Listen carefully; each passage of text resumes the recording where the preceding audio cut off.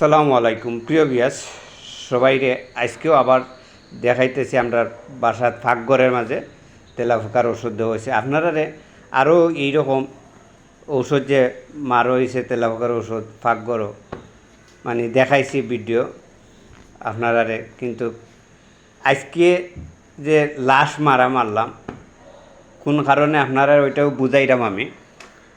আর কোনো সময় এইভাবে তেলাপোকার ওষুধ মারা যাইতো না, কেন না? তেলাপোকা একমাত্র সারাইতে হইলে পরিষ্কার, সবসময় পরিষ্কার রাখতে হইব। পরিষ্কার তাহলে তেলাপোকা থাকতো না, খেয়াল থাকতে হইব, খেয়াল রাখা লাগবো। খেয়াল না রাখলে মানে তেলাপোকা আবার জমে যাব। তেলাপোকা যেন খাসরা যেন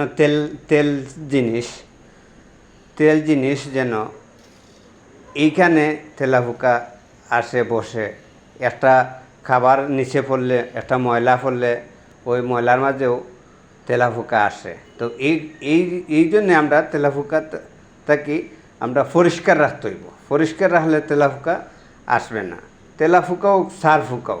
আর এই যে এত টাকা দিয়া, 800 টাকা দিয়া, 350 টাকা দিয়া স্প্রে মারা, এইগুলো একবারে সত্যি কথা বুয়া। এটা মন বুঝানি, এটা হালকা হইলো কম হইলো, সত্যি কথা এটা হইলে কি মন বুঝানি। এত টাকা দিয়া এই স্প্রে মারা এগুলা হইল গিয়া মেইন হইল গিয়া মানে পরিষ্কার থাকতে হবে। পরিষ্কার রাখলে আপনারা ভালো থাকবেন, তেলাপোকা আসবেন না, বুঝছে?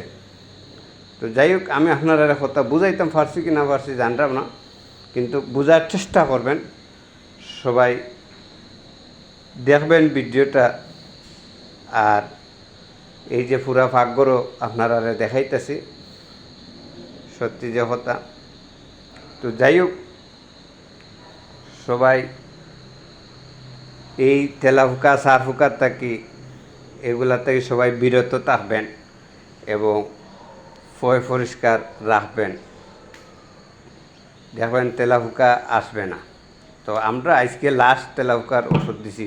তো যাই হোক, সবাই সুস্থ থাকবেন, ভালো থাকবেন। আসসালামু আলাইকুম।